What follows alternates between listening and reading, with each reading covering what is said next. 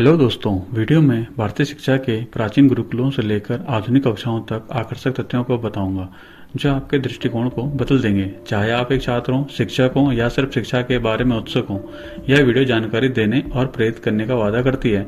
शिक्षा और दूसरे फैक्ट्स के बारे में अधिक जानकारी के लिए लाइक, शेयर और सब्सक्राइब करना न भूलें।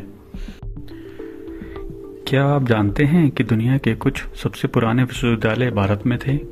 ऑक्सफोर्ड या कैम्ब्रिज से बहुत पहले भारत में अद्भुत स्थान थे जहां लोग दुनिया भर से सीखने के लिए आते थे। ये केवल स्कूल नहीं थे, ये ज्ञान के विशाल केंद्र थे जिन्होंने आज शिक्षा के बारे में हमारे सोचने के तरीके को आकार देने में मदद की। प्राचीन भारत में तक्षशिला, नालंदा, विक्रमशिला, वल्लभी, सोमपुरा, ओदंतपुरी, पुष्पगिरी, जगदल, मिथिला और तेलहारा जैसे प्रसिद्ध विश्वविद्यालय थे जो 5वीं शताब्दी ईसा पूर्व और 12वीं शताब्दी ईस्वी के बीच फले फूले।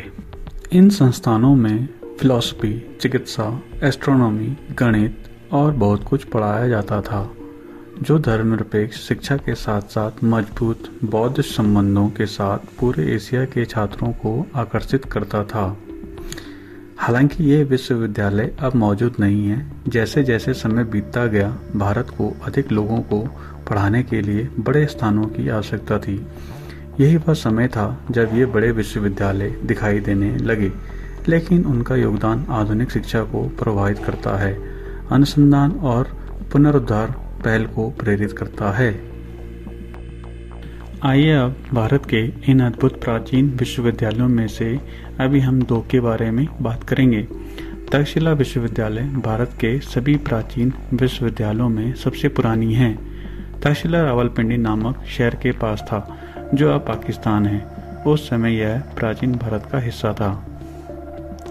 तक्षशिला के छात्रों ने सभी प्रकार की अच्छी चीजें सीखी। दवा और लोगों को कैसे ठीक किया जाए, कला और सुंदर चीजें कैसे बनाई जाती हैं, गणित और मुश्किल समस्याओं को कैसे हल किया जाए, एक अच्छा नेता कैसे बने और देश कैसे चलाएं। तक्षशिला के छात्रों में प्राचीन भारतीय इतिहास के कुछ सबसे प्रसिद्ध लोगों ने अध्ययन किया। राजाओं के एक अति चतुर सलाहकार जिनको हम चाणक्य के नाम से जानते हैं, चरक एक डॉक्टर जिन्होंने चिकित्सा के बारे में महत्वपूर्ण किताबें लिखी, पाणिनि जिन्होंने संस्कृत व्याकरण के नियमों का पता लगाया, इन सब ने और इन जैसे बहुत से छात्रों ने यहाँ अध्ययन किया। अफसोस की बात है कि तक्षशिला अब मौजूद नहीं है। इसे कई आक्रमणों के बाद अस्वीकार कर दिया गया था, विशेष रूप से 5वीं शताब्दी ईस्वी में हुणों द्वारा। लेकिन तक्षशिला के विचार और ज्ञान पूरे एशिया में फैल गए और आज भी हमें प्रभावित करते हैं। आइए अब हम जानते हैं नालंदा विश्वविद्यालय के बारे में।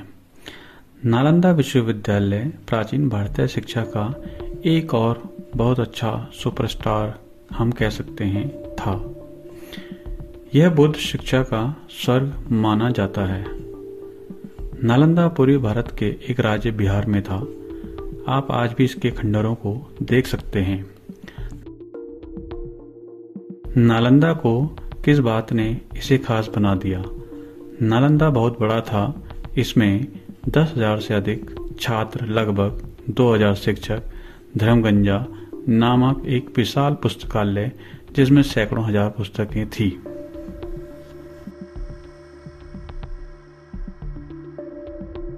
नालंदा बौद्ध धर्म पढ़ाने के लिए प्रसिद्ध था, लेकिन छात्रों ने कई अन्य चीजें भी सीखी। नालंदा में अध्ययन करने के लिए पूरे एशिया से लोग आते थे। नालंदा को 12वीं शताब्दी में तुर्की के आक्रमणकारी बख्तियार खिलजी द्वारा नष्ट कर दिया गया था, जिससे इसके शानदार अस्तित्व का अंत हो गया था। 2014 में अपनी सीखने की विरासत को जारी रखने के लिए प्राचीन स्थल के पास एक नया नालंदा विश्वविद्यालय खोला गया। भारत के प्राचीन विश्वविद्यालयों की कहानी समय के साथ एक आकर्षक यात्रा की तरह है। शिक्षा के ये अद्भुत स्थान हमें बताते हैं कि भारत में ज्ञान और शिक्षा को महत्व देने की एक लंबी और समृद्ध परंपरा है। तक्षशिला से नालंदा तक, वल्लभी से मिथिला तक, प्रत्येक विश्वविद्यालयों ने प्राचीन विद्वानों के दिमाग को आकार देने में महत्वपूर्ण भूमिका निभाई। वे केवल इमारतें नहीं थी, वे विचारों, खोज और विकास के जीवित केंद्र थे। जैसा कि हमने देखा है, ये विश्वविद्यालय वास्तव में अपने समय से आगे थे। उन्होंने विभिन्न देशों के छात्रों का स्वागत किया, विषयों की एक विस्तृत श्रृंखला सिखाई और शिक्षण विधियों को उपयोग किया जो हमें आज भी मूल्यवान लगते हैं। हालांकि इनमें से अधिकांश प्राचीन विश्वविद्यालय अब पहले की तरह मौजूद नहीं हैं, लेकिन उनकी आत्मा जीवित है। वे हमें सीखने के महत्व, विचारों के आदान प्रदान के मूल्यों और दुनिया को बदलने के लिए शिक्षा की शक्ति की याद दिलाते हैं। इसलिए अगली बार जब आप कक्षा में बैठेंगे या कोई किताब पढ़ेंगे तो याद रखें, आप सीखने की उस परंपरा का हिस्सा हैं जो भारत के इन अविश्वसनीय प्राचीन विश्वविद्यालयों में हजारों साल पुरानी है। अब थोड़ा भारत की मॉडर्न शिक्षा व्यवस्था के बारे में जान लेते हैं। भारत में दुनिया की सबसे बड़ी स्कूल सिस्टम में से एक है। भारत में 1.5 मिलियन से अधिक स्कूल हैं। भारत में 8.5 मिलियन से अधिक शिक्षक हैं। छात्रों की संख्या भारत में हर साल 260 मिलियन से अधिक छात्र नामांकित होते हैं। बनारस हिंदू विश्वविद्यालय एशिया के सबसे बड़े आवासीय विश्वविद्यालयों में से एक है, जिसमें प्रतिवर्ष 35,000 से अधिक छात्र प्रवेश लेते हैं। विश्वविद्यालय 5.3 किलोमीटर में फैला हुआ है। इसके अतिरिक्त दक्षिण परिसर में उनका एक परिसर है जो 11 किलोमीटर में फैला हुआ है और सबसे प्रतिष्ठित कृषि विज्ञान केंद्र की मेजबानी करता है। इसके साथ साथ अगर स्कूलों की बात करें तो भारत में कई स्कूल हैं, लेकिन यह भी माना जाता है कि सबसे बड़े स्कूलों में से एक लखनऊ में स्थित है, जिसका नाम द सिटी मॉन्टेसरी स्कूल है, जिसमें 32,000 से अधिक छात्र रह सकते हैं।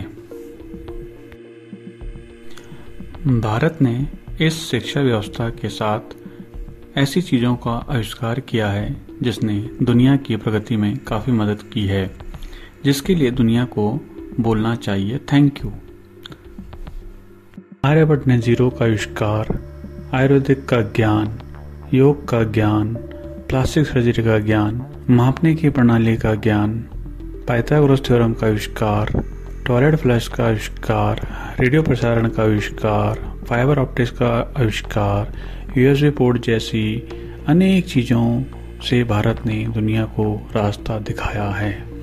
तो दोस्तों, ये थी कुछ खास जानकारी भारत के दोनों एजुकेशन सिस्टम के बारे में। उम्मीद है कि आपको मेरी वीडियो अच्छी लगी होगी। आगे ऐसी जानकारी के लिए आप मेरे चैनल को सब्सक्राइब कर सकते हैं। Thank you so much.